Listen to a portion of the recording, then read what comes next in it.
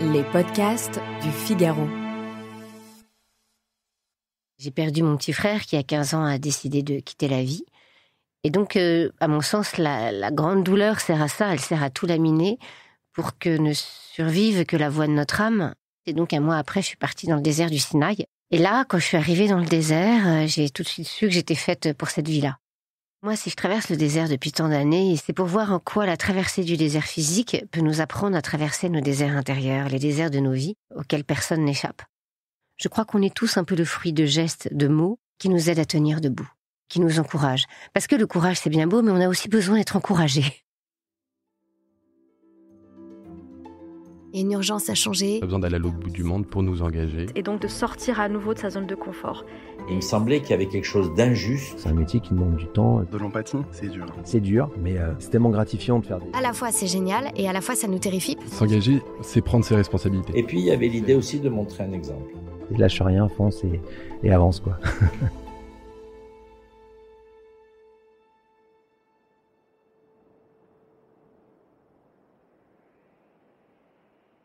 Bonjour, vous écoutez Les Engagés. Dans ce podcast, nous recevons des hommes et des femmes qui nous aident à voir plus loin. Alors que notre monde est toujours plus agité et que les écrans de nos smartphones nous détournent de nous-mêmes et des autres, j'ai eu envie de me demander comment se recentrer, comment fuir le bruit du monde, comment se dépouiller. Et pour cela, quoi de mieux que de rencontrer quelqu'un qui pratique le silence de l'immensité du désert. J'ai le grand plaisir de recevoir Blanche de Richemont, écrivaine, voyageuse, aventurière. Bonjour Blanche. Bonjour Aude.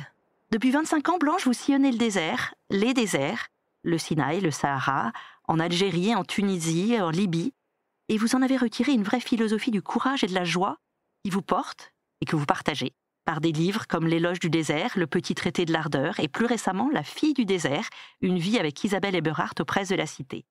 Quelle enfance avez-vous eue ? Est-ce que vous avez eu une enfance heureuse ? Oui, j'avais la sensation d'avoir une enfance heureuse. Après, en grandissant, on se rend compte de toutes les failles et les fêlures que comportent toutes les enfances. J'avais une enfance heureuse parce que j'avais une étoile, en fait.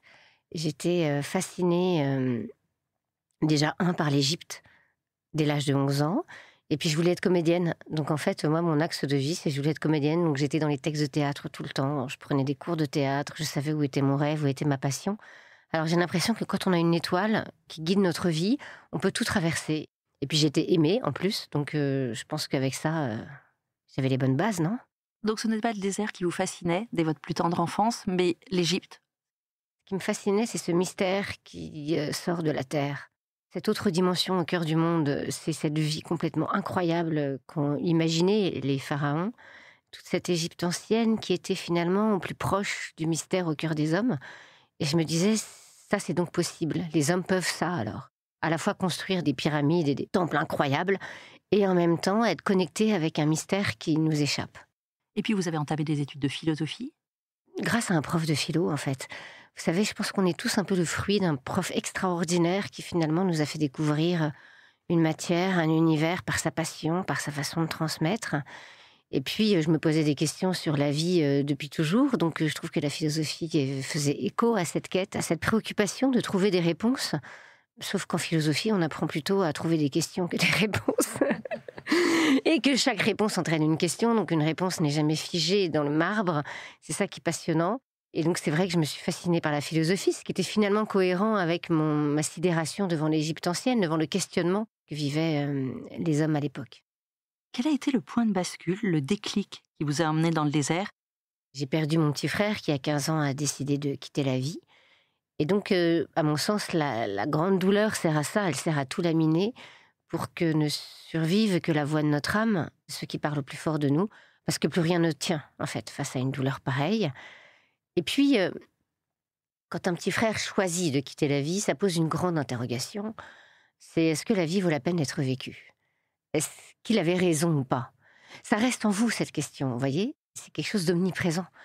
Et donc, pour moi, la seule réponse à ce questionnement, c'était de vivre mon rêve, de vivre ce pourquoi je me sentais faite. Et donc, un mois après, je suis partie dans le désert du Sinaï, donc en Égypte. Et là, quand je suis arrivée dans le désert, j'ai tout de suite su que j'étais faite pour cette vie-là. Alors, c'est assez extraordinaire de vivre une immense douleur et en même temps un immense bonheur parce que c'était un moment où je naissais à mon âme, soudain. j'ai compris que depuis toutes ces années, ce à quoi j'aspirais, c'était cette vie simple, épurée, cet infini d'étoiles, cet endroit où on respire au large. Vous aviez 21 ans. Et j'avais 21 ans, oui. Est-ce que vous vous souvenez exactement le jour où vous êtes arrivé dans le désert? Ce qui était assez extraordinaire, c'est qu'on est arrivé à Sharm el-Sheikh, en Égypte, et le 4x4 est venu nous chercher, nous a emmenés directement dans le désert.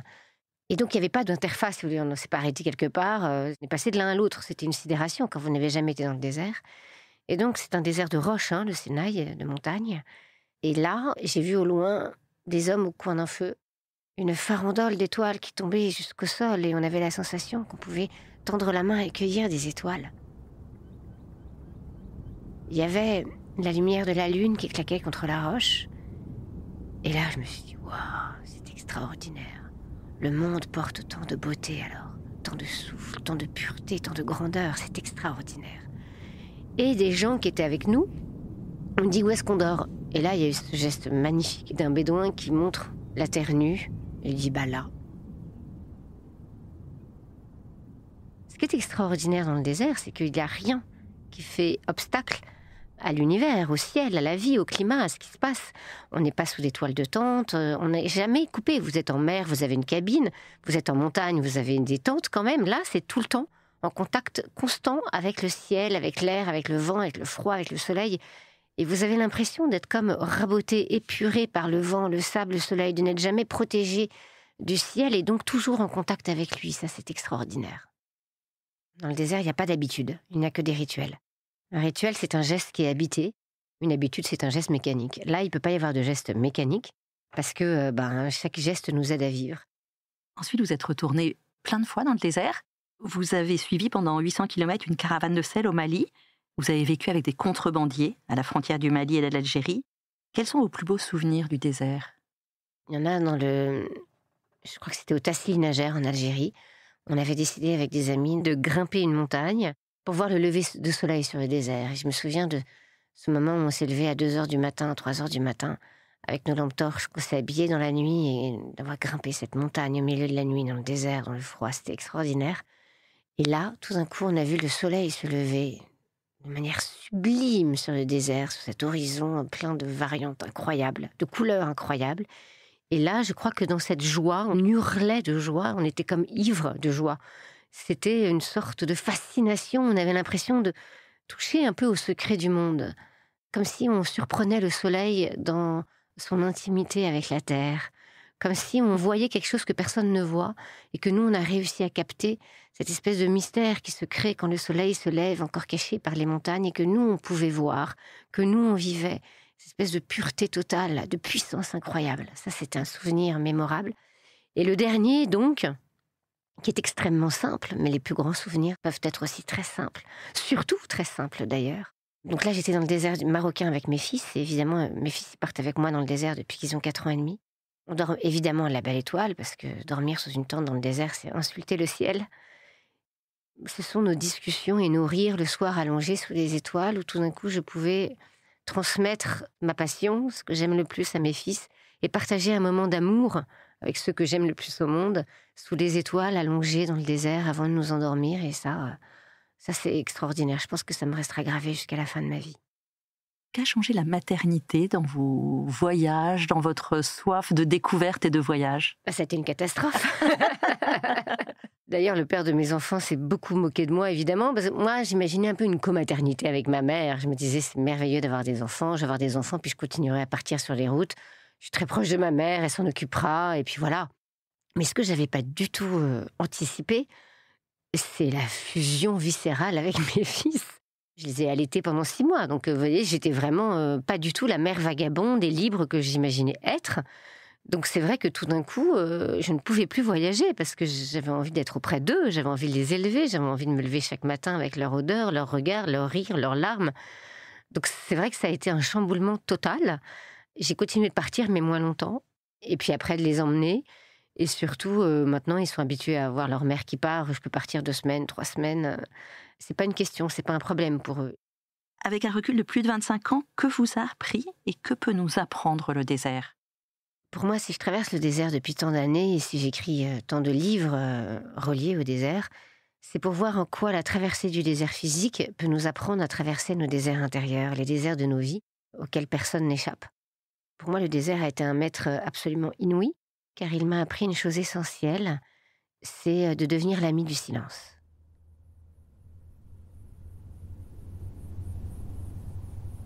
Dans le désert, on fait face à une de nos peurs primordiales.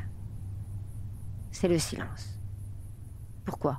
Le silence évoque la mort, évoque la solitude, évoque l'isolement. Dans le silence, en plus, on entend nos pensées et la majorité du temps, elles n'ont aucun intérêt ou alors elles nous font du mal. C'est rare qu'on ait des pensées extraordinaires, sublimes et lumineuses. C'est des fulgurances, ces pensées-là. C'est pas la majorité du temps. Donc, on fuit le silence. Et dans le désert, quand j'ai suivi ma caravane de sel au Mali, j'ai passé un mois en silence parce que pendant 800 km, j'ai marché avec 4 hommes et 50 chameaux qui ne parlaient pas ma langue. Plutôt, c'est moi qui parlais pas la leur. Et donc, j'ai été forcée au silence. J'ai découvert à quel point le silence, c'est la clé même de notre être. Et qu'on ne peut pas vivre sans accorder du temps à ce silence, d'avoir tous les jours un temps de silence. Quand on est l'ami du silence, on est parfaitement libre, car vous pouvez être enfermé, isolé, mis n'importe où, vivre n'importe quoi. Vous avez un refuge en vous, inatteignable. Comment le pratiquer, ce silence, quand on ne va pas dans le désert ? Évidemment, comme j'y vais beaucoup moins qu'avant, on me demande si j'ai besoin du désert. Non, je n'ai plus besoin de partir dans le désert parce que je laisse une place au silence tous les jours. Alors, il y a plein de clés. La mienne, c'est de rester tous les jours face à ma fenêtre le soir, quand les enfants dorment, et de rester là, sans rien faire, juste regarder par la fenêtre, sans rien faire. Déjà, si on fait ça 5 minutes par jour, c'est ce que j'appelle la nymphose. La nymphose, c'est l'état par lequel passe la chenille avant de devenir papillon.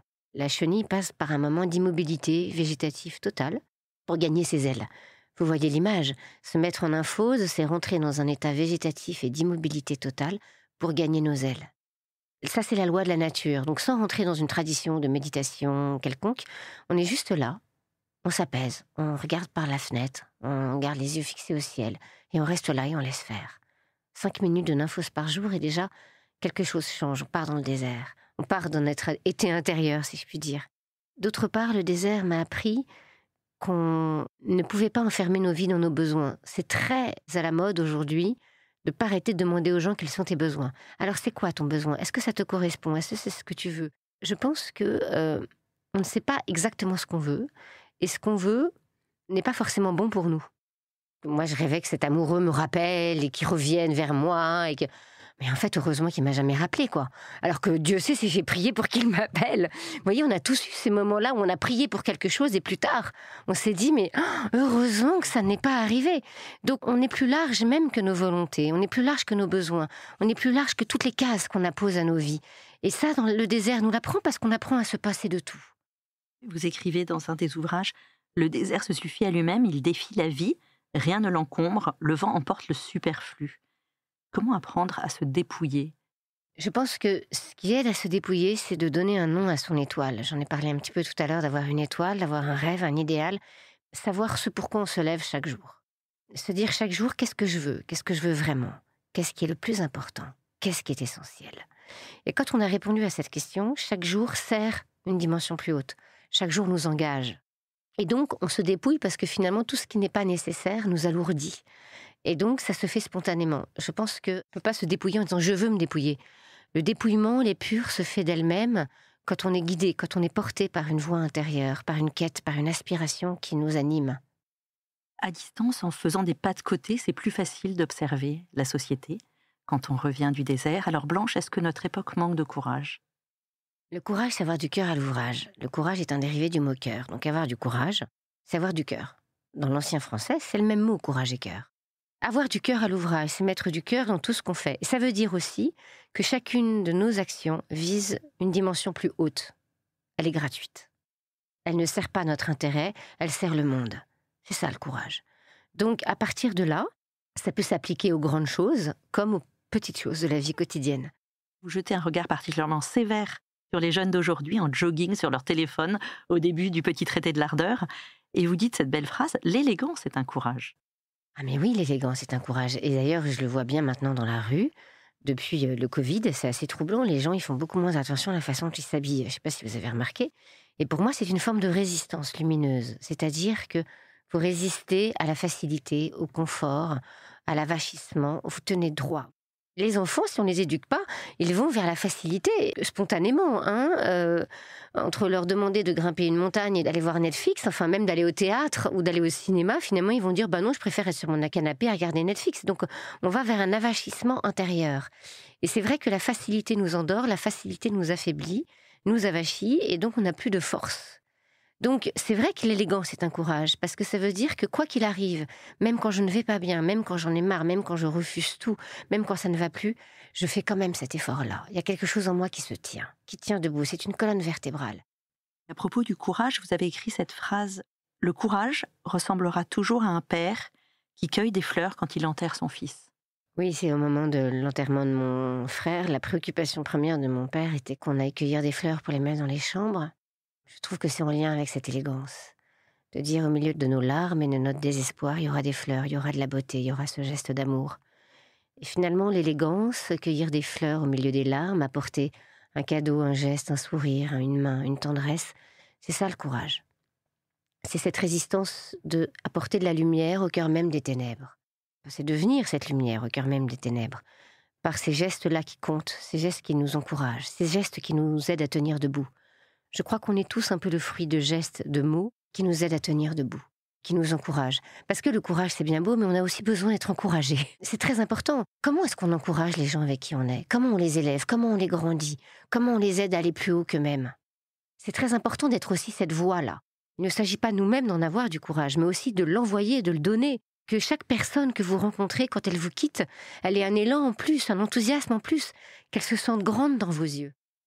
Vous parlez aussi de la joie. Alors, c'est parfois difficile de pratiquer la joie aujourd'hui, tout comme le silence, tout comme le courage. Pourquoi la joie? En Inde, j'ai découvert que la joie était l'essence même de notre être. Et que donc viser la joie, c'est viser l'essentiel. Et que la joie, c'est toujours la trace du divin sur terre. C'est une trace d'amour, en fait. Chaque moment de joie est un moment d'amour. Et que donc, cultiver la joie, être capable de la saisir, de la capter à chaque instant de notre vie, d'être assez disponible, assez alerte, assez ouvert pour voir qu'elle est là sous nos yeux, eh bien ça nous aide à justement supporter des moments difficiles. C'est ça qui nous sauve en fait, c'est être capable d'avoir des moments de joie tous les jours.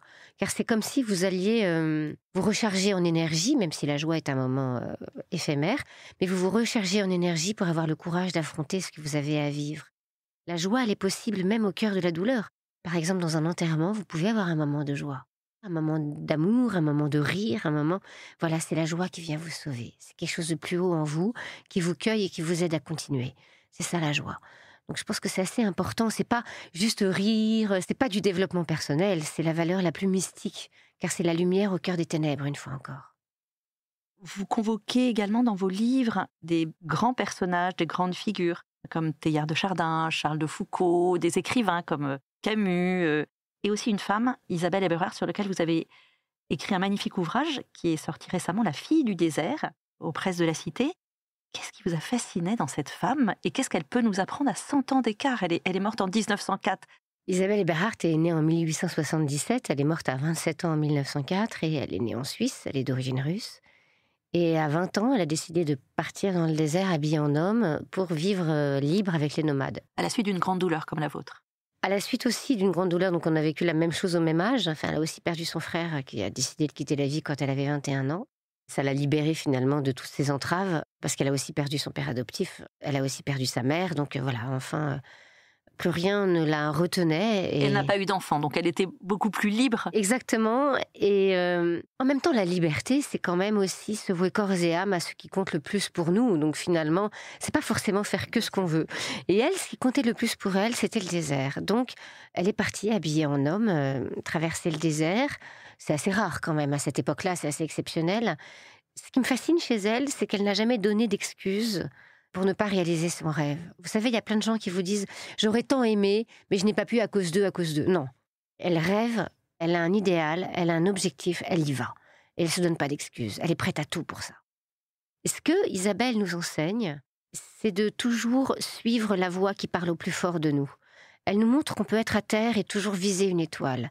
Elle nous montre que même quand la vie est difficile, même quand il y a des épreuves, parce qu'elle a vécu une tentative d'assassinat, elle a été rejetée, humiliée, eh bien, à chaque fois, Elle admire la beauté du monde. Merci beaucoup, Blanche de Richemont. J'en viens à la dernière question de notre entretien. Si vous étiez à ma place, quel engagé inviteriez-vous, Blanche ? J'inviterais Bertrand Vergely. Je ne sais pas si vous le connaissez, j'en parle un peu dans mon petit traité de l'ardeur. C'est un philosophe mystique qui a beaucoup écrit sur l'émerveillement, sur le sens de la vie. Et c'est un homme vraiment engagé, qui est un homme de lumière pour moi. Il a voué sa vie au grand texte, à la grande pensée. Il a été homo athos pendant 30 ans. Sa vision du monde nous enseigne, car il nous aide à toujours, face à chaque événement de notre vie, à aller plus haut, toujours plus haut. C'est quelqu'un qui, même quand il a été très malade, a vécu des traversées difficiles, ne s'est jamais plaint. Il va toujours vous raconter ce qu'il y a de beau, ce qu'il y a de grand, ce qu'il y a de lumineux. Même s'il est malade à l'hôpital, il va vous dire « mais les infirmières sont formidables », sans jamais se plaindre de sa douleur. Car pour lui, sa quête de sens l'habite tellement qu'il décide de s'accrocher à ce qu'il y a de plus fort dans l'homme, dans la vie, dans l'être, et le révéler. Merci beaucoup, Blanche. Je rappelle que vous êtes écrivaine, voyageuse, aventurière, philosophe, et que votre dernier ouvrage, La fille du désert, Une vie avec Isabelle Eberhardt, est paru aux Presses de la Cité. Merci d'avoir écouté cet épisode des Engagés. Je rappelle que ce podcast est disponible sur Figaro Radio, le site du Figaro et toutes les plateformes d'écoute. À bientôt.